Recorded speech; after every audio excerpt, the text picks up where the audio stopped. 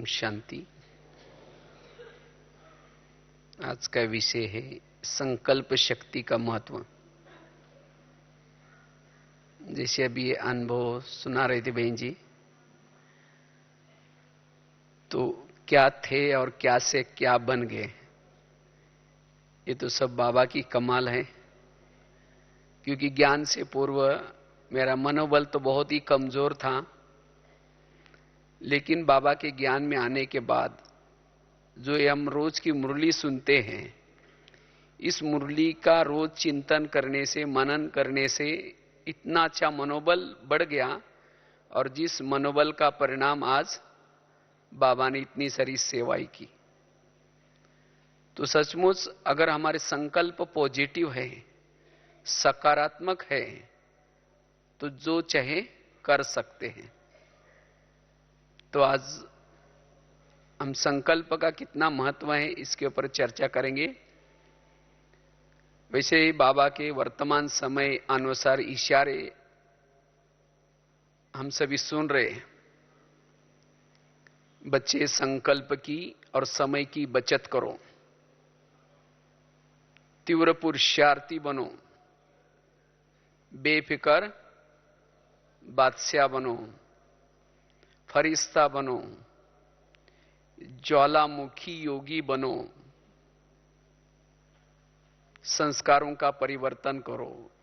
इस सीजन के ये इशारे हैं,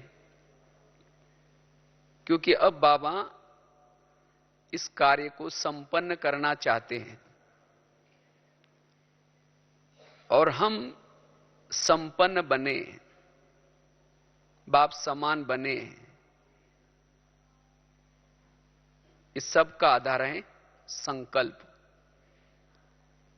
तीव्र पुरुषार्थ का आधार भी संकल्प है, फरिश्ता बनने का भी आधार संकल्प है। फरिश्ता किसको कहते हैं? जिसके संकल्प पॉजिटिव है, जो सदा हल्के रहता है। बेफिक्र बादशाह का भी आधार संकल्प है, क्योंकि फिक्र वाले कम बन जाते हैं। जब संकल्प निगेटिव बन जाते हैं तो फिक्र वाले बन जाते हैं और इससे देहाभिमान आ जाता है। फरिश्ता या ज्वालामुखी का भी आधार है संकल्प। जितने हमारे संकल्प कम चलते हैं, संकल्प समर्थ है, उतना हमारी योग की अवस्था भी ज्वालामुखी बनेगी। और उस ज्वालामुखी योग में ही हमारे संस्कार भी परिवर्तन होंगे। तो वास्तव में हमारे पुरुषार्थ का आधार है संकल्प, और हमारे संकल्प से ही कल्प बनता है। ब्रह्मा ने, अभी गीत सुन रहे थे ना, ब्रह्मा ने रची दुनिया किसे? संकल्प से। ये सूरज, चंद्रमा, ये सब किसी से चलते हैं? संकल्प से। तो इतना अच्छा सतयुग आएगा भी किसे? पॉजिटिव संकल्प से। क्योंकि ये कलयुग भी बना कैसे? निगेटिव संकल्प से द्वापर युग कलयुग बन गया। तो इसलिए सारा खेल है संकल्प का। तो वर्तमान समय के बाबा के इस इशारों को अमल में लाने के लिए हमें क्या करना है? अपने संकल्प के ऊपर ध्यान देना है। और खास बाबा ने अभी 2 मास का हमें होमवर्क भी दिया है। यही होमवर्क दिया है, व्यर्थ संकल्प से मुक्त बनो, और उसके साथ साथ अपने इंद्रियों का राजा बनो।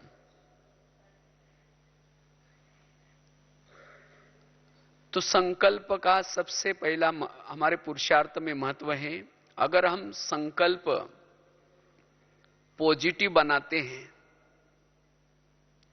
तो संकल्प के द्वारा, पॉजिटिव संकल्प के द्वारा हमारे जीवन में अष्ट शक्ति आएगी। अष्ट शक्तियों की जन्मदाता है संकल्प, पॉजिटिव संकल्प। जितना हमारे जीवन में पॉजिटिव चिंतन चलेगा, उतना हमारे जीवन में ये अष्ट शक्ति आएगी, सहन शक्ति, निर्णय शक्ति, परखने की शक्ति। आज ये शक्तियों की कमी के कारण हमारे जीवन में बहुत सारे प्रॉब्लम्स आते हैं, समस्या आते हैं। तो ये शक्तियां हमारे जीवन में क्यों नहीं है? क्योंकि निगेटिव विचार, जिसके मन में लगातार निगेटिव विचार आते हैं, उतनी ये शक्तियां उस आत्मा से दूर भागती है। तो शक्तियां मेरे पास आ जाए, मेरे जीवन में शक्तियां आ जाए, उसके लिए क्या करना पड़ेगा? अपने विचारों को पॉजिटिव बनाना होगा। और जब शक्तियां आपके जीवन में आएंगी तो सद्गुण, दैवी गुण ये ऑटोमेटिकली आएंगे, क्योंकि दैवी गुणों की जन्मदाता है शक्तियां।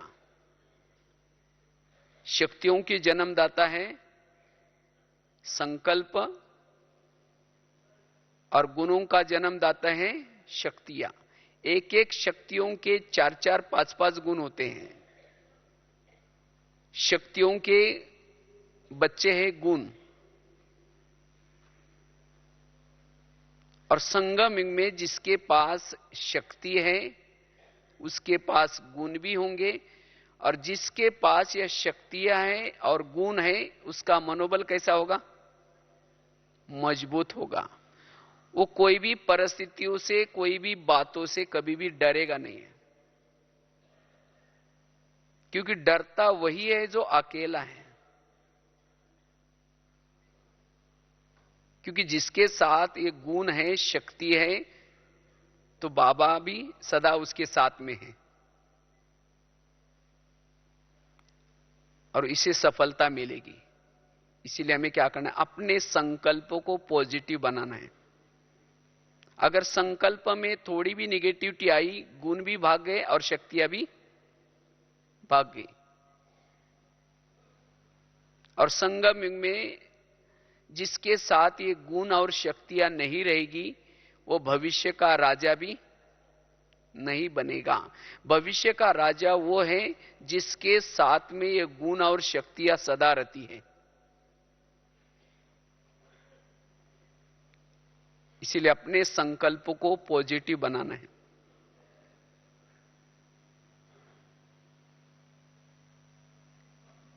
और संकल्प से ही हमारी वृत्ति बनती है, हमारी दृष्टि बनती है, दृष्टिकोण बनता है, और उससे वायुमंडल भी बनता है। संकल्प बार बार चलने से, अगर संकल्प मेरे पॉजिटिव है तो मेरी दृष्टि भी पॉजिटिव, मेरी वृत्ति भी पॉजिटिव, और उससे वायुमंडल भी कैसा बनेगा? पॉजिटिव। इसीलिए बाबा ने खास कहा, अब समर्थ संकल्प के द्वारा वायुमंडल कैसे बनाऊं? समर्थ बनाऊं। जितना हम संकल्प समर्थ बनाएंगे उतना वायुमंडल भी समर्थ बनेगा।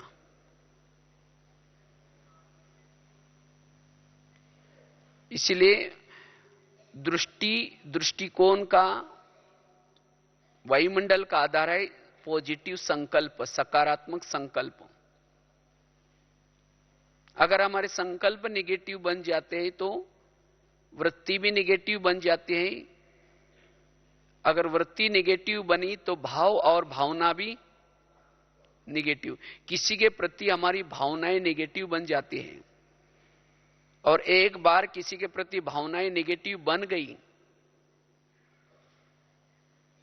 तो फिर उस व्यक्ति से किनारा करेंगे, उसको सहयोग नहीं देंगे, उसे बात करना पसंद नहीं करेंगे।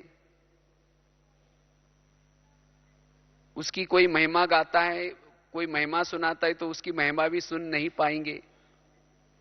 उसका परचिंतन करेंगे, प्रदर्शन होगा, जिसको कहते हैं स्वभाव संस्कारों का टकराव। ये क्यों, कहां से शुरुआत हुआ? संकल्प से शुरुआत हुआ। इसलिए अगर संस्कारों को भी मुझे परिवर्तन करना है तो क्या करना पड़ेगा? अपने संकल्प को पॉजिटिव बनाना होगा। जब संकल्प पॉजिटिव बनाएंगे तभी संस्कारों को भी परिवर्तन कर सकते हैं।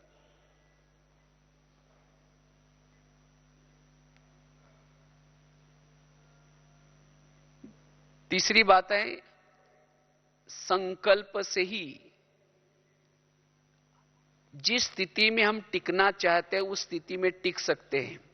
अगर मुझे बिंदुरूप का अनुभव करना है, अशरीरी बनना है,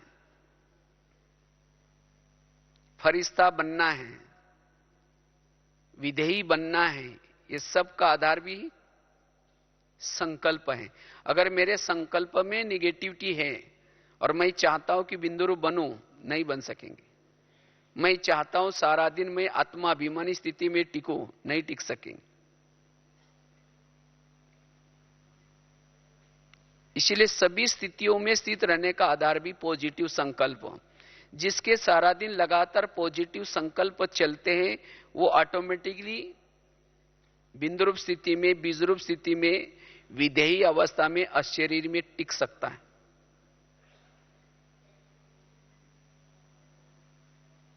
आज योग में माया आते हैं, तो योग में माया आते हैं मतलब कोई राक्षस आकर के हिलाता है?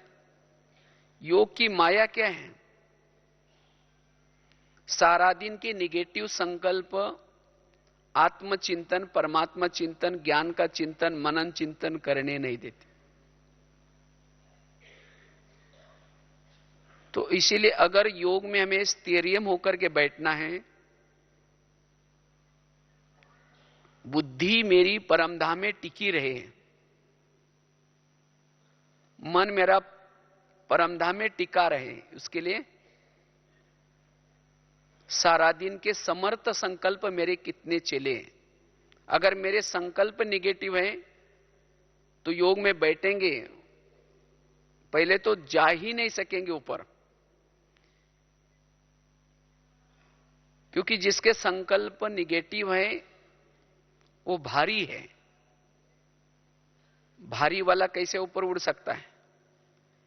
एक लोहे का मन लेकर के ऊपर फेंको, कैसे जाएगा? इसी तरह जिसने अपने मन को मन बनाया है, भारी बनाया है, ये क्यों हुआ, किसी लिए हुआ, मेरे साथ क्यों हुआ, ऐसा कैसा हुआ, जिसने मन को मन बनाया उसका मन ऊपर उड़ नहीं सकता।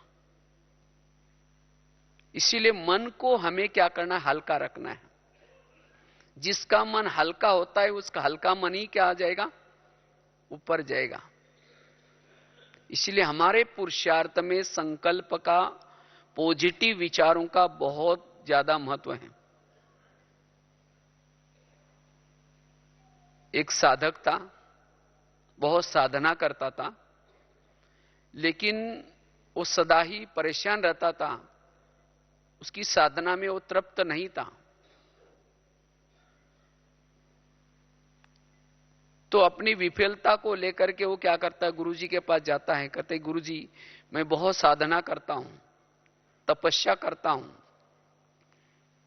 लेकिन फिर भी मेरी साधना सफल मुझे अनुभव नहीं हो रहे, मेरे संस्कार नहीं बदल रहे, मेरे मन को शांति नहीं है। क्या भगवान मेरे से रूठ गए? आखिर क्या हुआ? तो उसी समय उसके गुरुजी कहते मैं एक बात सुनाते हैं उनको। कहते मैं ऐसे ही कल परसों बगीचे में गया था और उसी बगीचे में एक दो चार युवक वो क्या कर रहे थे, कुएं में से पानी निकाल रहे थे। किसी को प्यास लगी थी तो पानी निकालने का श्रम भी कर रहे थे। कुआं बड़ा गहरा था, पानी बाल्टी डालते थे, लेकिन वो ऊपर आने तक बाल्टी खाली हो जाती थी। और दूसरे युवक देख करके उस युवक के ऊपर हंसते थे कि कहते कि पानी कैसा आएगा। तो उनके पास बाल्टी भी थी, कुआं भी था, तो भी वो कैसे थे, प्यासे थे। क्योंकि बाल्टी थी लेकिन बाल्टी को क्या थे, छेद थे। तो कहा कि वास्तव में साधना का यही मर्म है। आज तुम्हारे पास मन तो है, आप साधना भी कर रहे हैं, तपस्या कर रहे हैं, लेकिन तृप्ति क्यों नहीं हो रहे? क्योंकि तुम्हारे मन को क्या है? छेद है। जब तक तुम अपने छेद को बंद नहीं करोगे तब तक तुम साधना में तृप्ति नहीं पाओगे। भगवान तो किसी से रूठते नहीं है, कुआं तो पानी देने के लिए तैयार है, लेकिन तुम्हें क्या करना पड़ेगा? तुम्हें अपने मन रूपी बाल्टी के छेद को बंद करना होगा। ठीक इसी तरह आज हम साधना भी करते हैं, लेकिन उस साधना में इतनी तृप्ति, इतना अतीन्द्रिय सुख हमें क्यों नहीं मिल रहे हैं? हमारे संस्कार परिवर्तन क्यों नहीं हो रहे हैं? उसका कारण है हमारे मन को कहीं ना कहीं छेद है, निगेटिव विचार। इस निगेटिव विचारों के कारण हमें जो अतीन्द्रिय सुख मिलना चाहिए, जो तृप्ति होनी चाहिए, वो नहीं होती। और मन को तृप्ति न होने के कारण, वो सुख अनुभव न होने के कारण मन कहीं ना कहीं फंस जाता है, संस्कारों के वश हो जाता है। इसीलिए मन के छेद को हमें क्या करना पड़ेगा? बंद करना पड़ेगा। और मन के छेद को बंद करने का आधार है जो बाबा ने ज्ञान सुनाए हैं, ड्रामा का ज्ञान, कर्मों का ज्ञान, हर आत्मा का पार्ट अपना अपना ये ज्ञान, जो हो रहा है सब अच्छा हो रहा है ये ज्ञान, ये सब मन के छेद को बंद करने का साधन है। लेकिन तो भी ये साधन होने के बावजूद भी हम क्या करते? तो भी मन को कई छेद है। ये क्यों हुआ? ये मेरे साथ क्यों हुआ? ये ऐसा कैसा हुआ? इसका मतलब हम ज्ञान का मनन चिंतन नहीं कर रहे। इसीलिए हमें अपने मन के छेद को क्या करना पड़ेगा? बंद करना पड़ेगा। तब जाकर के हम अपने एनर्जी को स्टॉक करके या अशरीरी स्थिति का, विधेय स्थिति का, फरिश्ता स्थिति का अनुभव कर पाएंगे। तो एक तो मन के छेद को हमें क्या करना है? बंद करना है। तब जाकर के हम अशरीरी स्थिति का, विधेय स्थिति का अनुभव कर सकेंगे।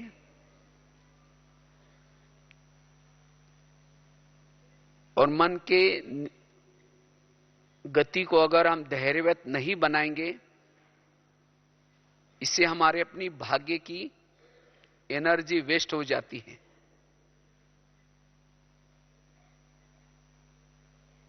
इसलिए हमें अपने संकल्पों को पॉजिटिव बनाना है, धैर्यवत। और जितना धैर्यवत बनाएंगे उतनी हमारी शक्तियां बचेगी। उसके लिए कारण बहुत आएंगी, बातें बहुत आएंगी, लेकिन हमें जो बाबा ने ज्ञान दिया है, जो समझ दी है, उस समझ के आधार से, ज्ञान के आधार से हमें क्या करना? अपने मन को कंट्रोल करना है। आज दुनिया में ये समझ नहीं है, ज्ञान नहीं है, जिसके कारण क्या हो रहा है? उनके संकल्प निगेटिव और ज्यादा फास्ट चल रहे हैं। और जिसके कारण उनको आजकल एक नया शब्द है वहां, तनाव या टेंशन। ये तनाव या टेंशन क्या है? जिसके संकल्प निगेटिव और फास्ट चलते हैं उसको कहा जाता है तनाव और टेंशन। और जिसके जीवन में तनाव और टेंशन है वो कभी भी शांति से नहीं बैठ सकता। ये टेंशन, टेंशन मतलब 10 सन मतलब बच्चे। जिसके जीवन में निगेटिव विचार आए तो टेंशन पैदा होते हैं। ईर्ष्या, घृणा, नफरत, वैर, विरोध, काम, क्रोध, लोभ, मोह, अहंकार। और जिसको 10 बच्चे हैं वो शांति से बैठ सकता है। इसी तरह अगर हम ब्राह्मण होने के बाद भी फिर भी अगर हमारे अनेक संकल्प, विकल्प, इच्छाएं, तृष्णाएं अनेक पैदा करेंगे और योग में बैठेंगे तो शांति से बैठ सकेंगे। और कई भाई बहने बोलते पता नहीं योग में एकाग्रता नहीं आती। क्यों एकाग्रता नहीं आती? क्योंकि सारा दिन इस संकल्प विकल्प रूपी बच्चे पैदा हो जाते हैं, हमारा उसके तरफ ध्यान नहीं रहता, और यही बच्चे फिर योग में शांति से बैठने नहीं देते। अगर किसी के 10-12 बच्चे हैं, वो माँ बाप शांति से बैठेंगे, एक आएगा कहेगा पापा जी मुझे कपड़े चाहिए, हिलाता रहेगा। ठीक है बेटा तुम्हारे दे दूंगा कपड़े, मेरा पगार हो जाएगा। एक को शांत किया तो दूसरा आएगा, कहेंगे पापा जी मुझे परीक्षा की फी देनी है, तब तक दूसरा आएगा, तब तक तीसरा आएगा। जितने बच्चे ज्यादा उतनी समस्या भी ज्यादा। इसीलिए दुनिया में क्या कहते हैं, छोटा परिवार सुखी परिवार। इसी तरह अगर हमारे अनेक प्रकार के संकल्प विकल्प रूपी बच्चे हैं, जब शाम को योग में बैठेंगे वही बच्चे आकर के हिलाते रहेंगे पापा जी मम्मी जी, फिर हम कहते पता नहीं कहां से आता है, कहां से आया? आपने पैदा किया, आप उसके माँ बाप है, तो आपके पास नहीं जाएंगे, कोई पड़ोसी के पास थोड़ी जाएगा। इसीलिए सारा दिन हमें संकल्प के ऊपर ध्यान देना है। अगर पैदा भी करना है तो कोई शुद्ध संकल्प पैदा कर लें, वो तो आपको तंग नहीं करेगा। अगर किसी का दुर्योधन जैसा बच्चा है, उसने क्या किया, अपने बाप को भी दुखी बनाया और साथ में पड़ोसी वालों को भी दुखी बनाया। इसी तरह मेरा कोई दुर्भावना वाला संकल्प है, अशुद्ध संकल्प है, तो जिसके लिए भेजा उसको तो दुखी करेगा ही, लेकिन जिसने पैदा किया उसको भी शांति से रहने नहीं देगा। इसीलिए बाबा कहते बच्चे अपने संकल्प के ऊपर ध्यान दो, सोचने से पहले भी सोचो कि क्या सोच रहे हैं। इसीलिए संकल्प हमारे पॉजिटिव। लेकिन प्रश्न आता है कि संकल्प हमारे नेगेटिव क्यों बन जाते हैं, संकल्प हमारे व्यर्थ क्यों चलते हैं? उसके कई कारण हैं। अगर ये संकल्प हमारे नेगेटिव चलेंगे, और भी सबसे बड़ा घाटा जो आजकल दुनिया में हो रहा है वो कौन सा? उसे अनेक प्रकार की शरीर की बीमारियां भी होगी। और जिसके संकल्प कमजोर हैं, कमजोर संकल्प वाला परमात्मा से मंगल मिलन नहीं मना सकता। समर्थ बाप के साथ मिलने के लिए हमारे संकल्प भी कैसे चाहिए? समर्थ संकल्प चाहिए। समर्थ संकल्प में ही से ही हमारे अंदर समर्थी आएगी, आत्माभिमानी स्थिति, मास्टर सर्वशक्तिवान की स्थिति, बीजरूप स्थिति। ये क्या है? समर्थ स्थिति। और समर्थ स्थिति का आधार है समर्थ संकल्प। इसीलिए अनेक प्रकार की शरीर की बीमारियों से भी बचने का आधार भी क्या है? पॉजिटिव संकल्प। नहीं तो संकल्प निगेटिव चलाने से दिमाग कैसा होगा? ठंडा होगा या गर्म होगा? गर्म।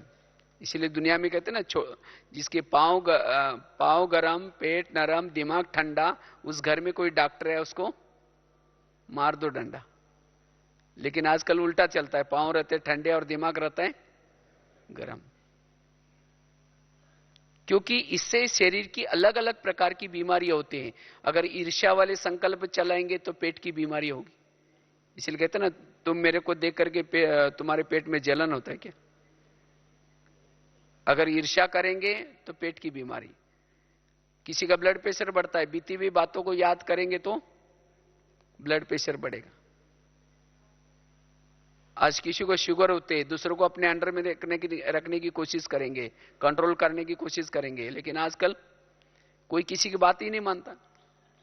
इसलिए सबको कहेंगे मेरा कोई नहीं मानता, मैं क्या करूं? इसको सुनाएंगे, उसको सुनाएंगे, और उसे एक बॉडी में ऐसा केमिकल उतरता है, उसे शुगर होते। शुगर कोई चीनी खाने से नहीं होती, वो तो होता होगा, थोड़ा सा फर्क होता है। तो कमजोर संकल्प से अनेक प्रकार की शरीर की बीमारियां भी होगी। इसीलिए बाबा कहते बच्चे समर्थ संकल्प चलाओ। तो ये निगेटिव मन में क्यों आता है, उसके बहुत सारे कारण हैं। अगर उन कारणों का हम निवारण करेंगे तब जाकर के हमारे संकल्प समर्थ चलेंगे। तो सबसे पहला कारण है संस्कारों के कारण। संकल्प कैसे चलते हैं? निगेटिव। और संस्कार दो प्रकार के होते हैं, एक तो खुद अपने संस्कार और दूसरा होता है आपस के संस्कार। अगर आपस के किसी के संस्कारों के साथ टकराएंगे तो क्या हो जाता है? संकल्प चलेंगे। दूसरी बात है, जीवन में विभिन्न प्रकार के विघ्नों में संकल्प की स्पीड तेज होती है, एक के बाद दूसरा तीसरा कंट्रोल नहीं होता। इसलिए विघ्नों में हमें क्या करना है? अपने संकल्प को धैर्यवत करना है। और विघ्न विभिन्न प्रकार के होते हैं।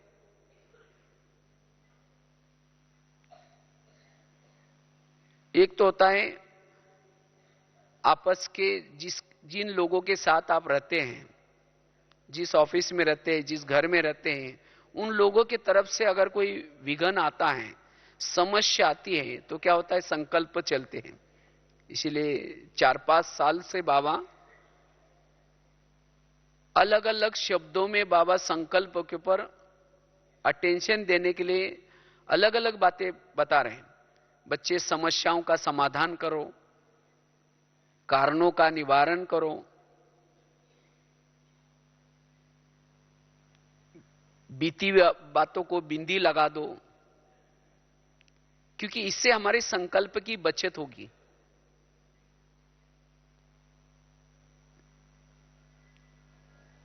तो इसीलिए विघ्नों में हमें क्या करना? हल्के बनना है। अगर विघ्नों में हम भारी बनेंगे, क्यों क्या में जाएंगे, तब और हमने जो कुछ एनर्जी योग के द्वारा कमाई है वो भी वेस्ट जाएगी। इसलिए अपने एनर्जी को क्या करना है? बचाना है। तो विघ्नों के अंदर हम कैसे हल्के बने? विघ्न तो अलग अलग प्रकार के होते हैं।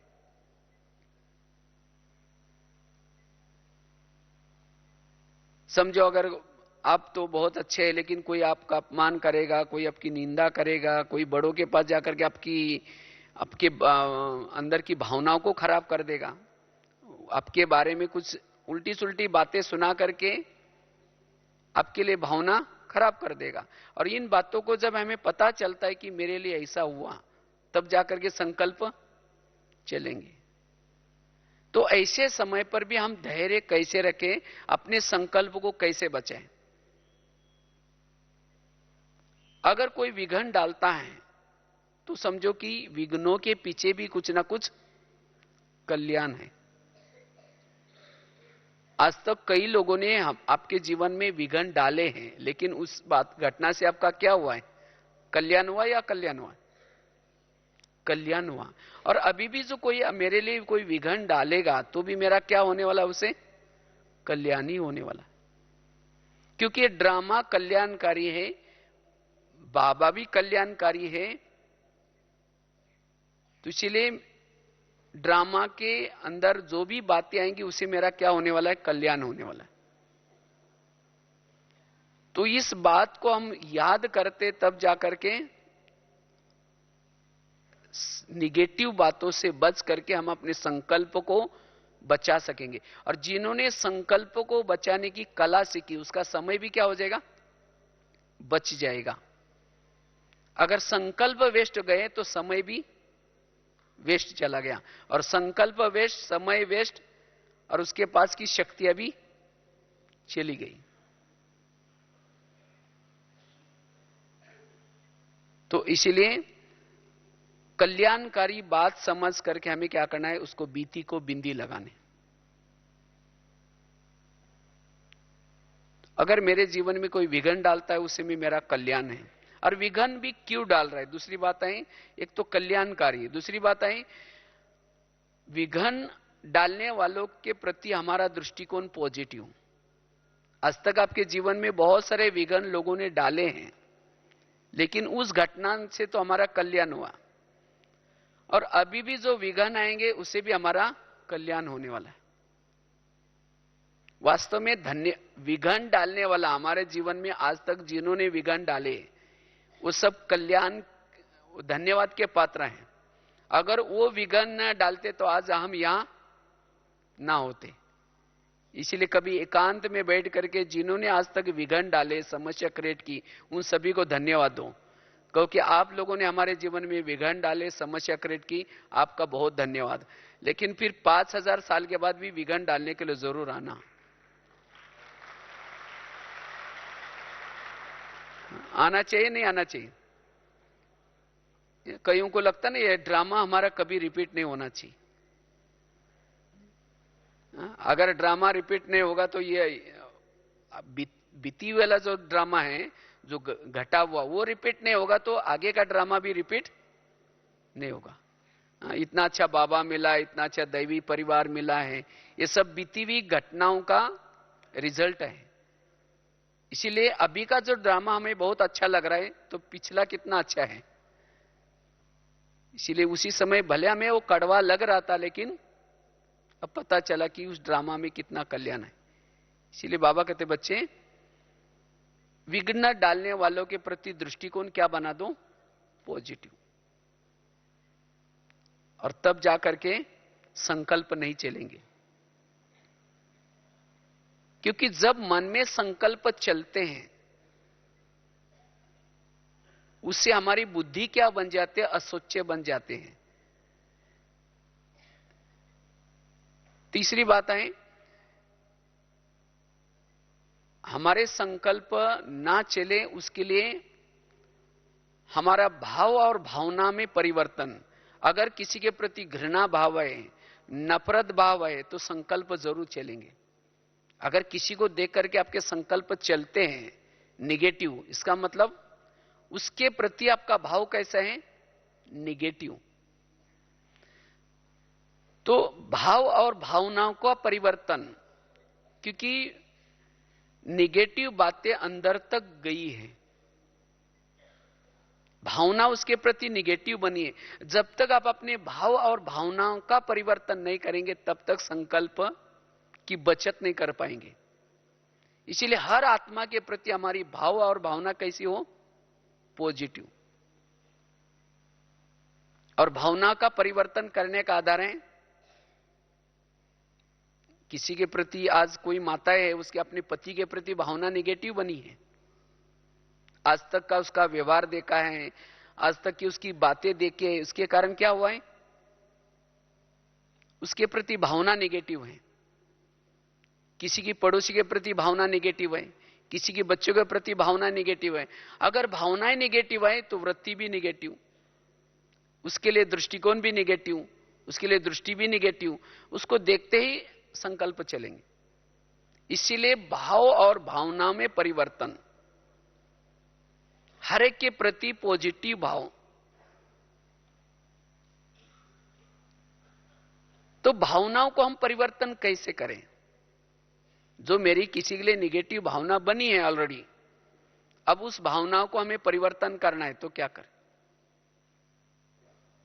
समझो किसी की माता की अपने पति के प्रति भावना निगेटिव बनी है, उसके लिए सदा याद रखना है कि आज भले वो पति कैसा भी है, लेकिन आज तक जो पति मिले हैं, आज तक सतयुग से लेकर के अब तक जो पति मिले हैं, सतयुग का पति तो बहुत अच्छा था, वो कभी ना झगड़ा करता था,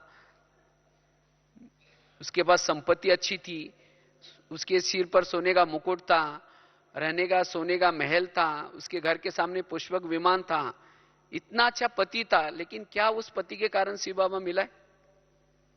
अभी का पति जैसा भी है, वैसा भी है, कैसा भी है, झगड़ा करता है, कुछ भी करता है, लेकिन उसके कारण कौन मिला है?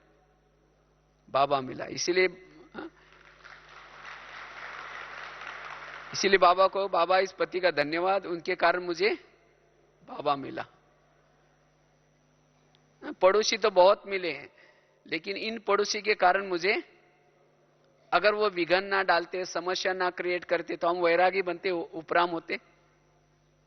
इसीलिए बाबा कहते हैं ना, जो बांधेली माता उसका युग मेरे से बहुत ज्यादा होता है। क्यों? उनको जब पति तंग करता है, परेशान करता है, कौन याद आता है? बाबा याद आता है। इसीलिए बाबा ने जिसको भी संबंध संपर्क में रखा है, सब हमारा कल्याण करने वाले लोग हैं। जब ऐसी भावना उस आत्मा के प्रति क्रिएट करेंगी, तब उसके लिए जो निगेटिव भाव निर्माण हुआ है, भावना निगेटिव बनी है, वो बदलेगी। और तब जाकर के उस व्यक्ति को देखते ही हम हल्के रहेंगे। अब उस व्यक्ति को देखते हम भारी हो जाते हैं, क्योंकि अंदर दृष्टिकोण निगेटिव है, भावना निगेटिव है, इसके कारण भारी। और यही हमारा ध्येयबान है। यही बातें हमें फरिश्ता बनने नहीं देती। अगर भावनाएं निगेटिव है, वो हंसेगा तो भी हमें चुभेगा।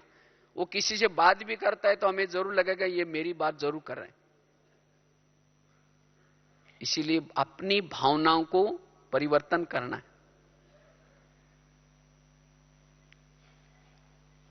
तो भावनाओं को परिवर्तन, भाव को परिवर्तन करने से संकल्प हमारे बचत हो जाएंगे। और संकल्प बचत करने से हम जिस स्थिति में टिकना चाहते हैं, फरिश्ता बनना चाहते हैं, अशरीरी बनना चाहते हैं, वो बन पाएंगे। इससे हमारी ज्वाला स्वरूप स्थिति बनेगी। चौथी बात है, अगर मुझे संकल्प की बचत करनी है, हर परिस्थिति में स्थैर्य रहना है, स्थिर चित्त बनना है, उसके लिए कर्मों की घुई गति को याद रखना है।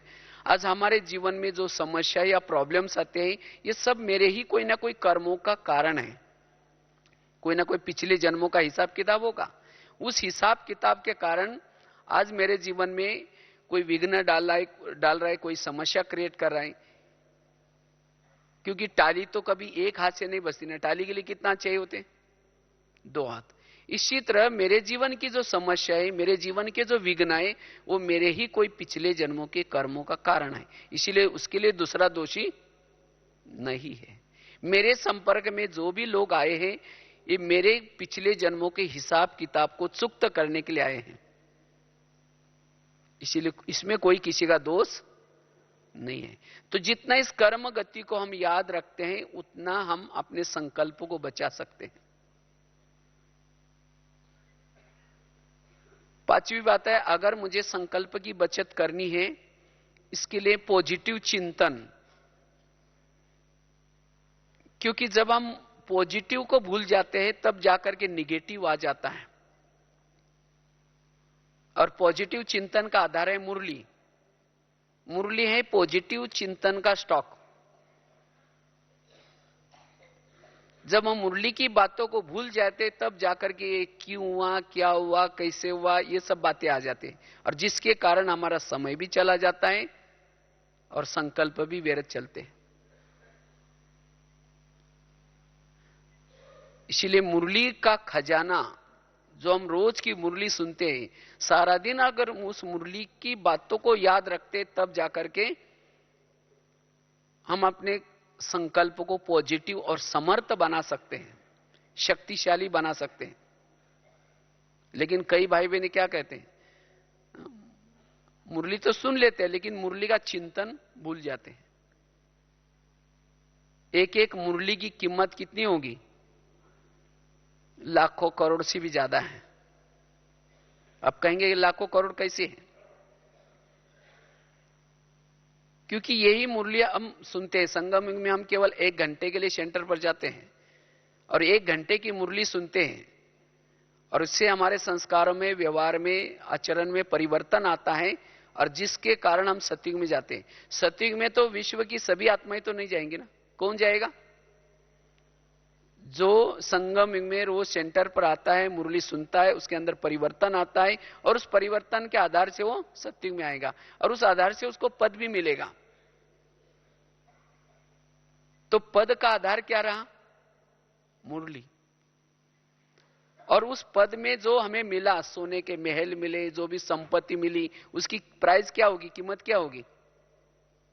और इतनी सारी प्रॉपर्टी हमें मिली, उसका आधार क्या रहा? संगम युग की मुरली।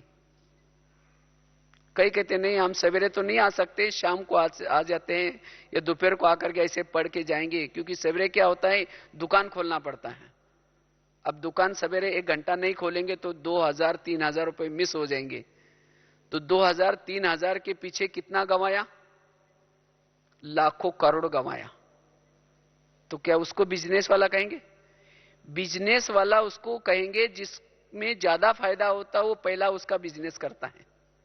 इसलिए हमें क्या करना है, सबसे पहले सवेरे सवेरे वो दुकान तो खोलना है, लेकिन सबसे पहले ये 2 कान खोल करके बैठो, दुकान और 2 कान। और ये 2 कान तो सबके पास है ना, 2 कान। सवेरे सवेरे आकर के 1 घंटे में 2 कान खोल करके बैठो, लाखों करोड़ की प्राप्ति है। इसलिए संगम युग में जिन्होंने मुरली को महत्व दिया वही व्यर्थों से बच सकता है।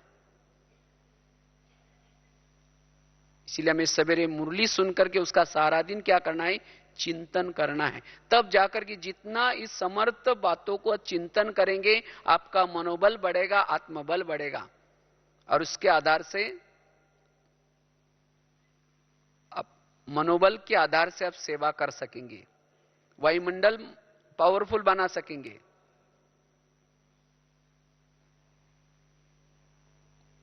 तो इसीलिए हमें मुरली रूपी खजानों को क्या करना है, महत्व देना है।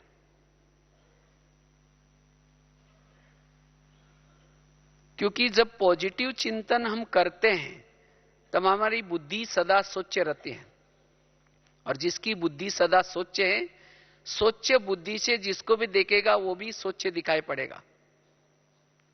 आज हमारे संकल्प निगेटिव चलते हैं, उसका कारण है किसी के अंदर की कमी देखते हैं, किसी के अंदर कमी कमजोरी दिखाई पड़ते हैं। तो कमी कमजोरी तब दिखते हैं जब हम मुरली को भूल जाते हैं। जैसे मैले खिड़की से बाहर देखेंगे तो क्या दिखाई पड़ेगा, मैला ही दिखाई पड़ेगा। इसी तरह जिसके निगेटिव विचार चलते हैं, तो निगेटिव विचार चलने से बुद्धिरूपी कांच मैला होता है, और उसी बुद्धिरूपी कांच से जिसको भी देखेगा वो भी कैसा, गलत नजर आता है। इसलिए हमें क्या करना है, मुरली के आधार से अपनी बुद्धि को स्वच्छ रखना है। और जिसकी जितना बुद्धि स्वच्छ है, स्वच्छ बुद्धि से जिसको भी देखेगा वो भी अच्छा दिखाई पड़ेगा, उसके अंदर गुण नजर आएंगे। और जिसने दूसरे के अंदर के गुण या विशेषता देखना शुरू कर दिया, उसके संकल्प धैर्यवत चलेंगे।